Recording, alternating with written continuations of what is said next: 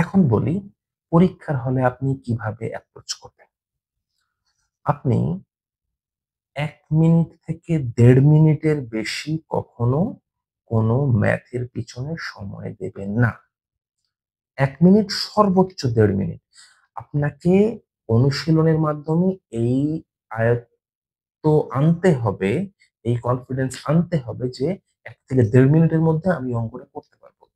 এর বেশি যদি সময় দেন আপনি কিন্তু প্রতিযোগিতায় পিছিয়ে যাবেন। তো আপনাকে এই ১.৫ মিনিটের মধ্যে অঙ্কটা দেখতে হবে, করতে হবে। যদি মনে হচ্ছে যে ১.৫ মিনিটে অঙ্কটা হচ্ছে না, আপনি জাস্ট অঙ্কটা স্কিপ করে পরের অঙ্কতে চলে যান। আপনার এই যে ৩০ এর ৩০ ই পেতে হবে এখানে তা কিন্তু না। আপনি যদি ৩০ পান আলহামদুলিল্লাহ খুবই ভালো। কিন্তু আপনি একটা কঠিন অঙ্কতে লেগে আছেন। পরে সহজ অঙ্ক করার আপনি সময় পাচ্ছেন না। এবং দেখা যায় যে অনেক কঠিন অঙ্ক মানে এমন একটা মাথার মধ্যে জট তৈরি করে পরে সহজ টপিকের অঙ্কগুলো আপনি আর করতে পারবেন না। এইটা কিন্তু আপনার জন্য আরো নেগেটিভ ইমপ্যাক্ট হবে। তাই বলছি ১ থেকে ১.৫ মিনিটের বেশি কখনো আপনি একটা অঙ্কতে সময় দেবেন না।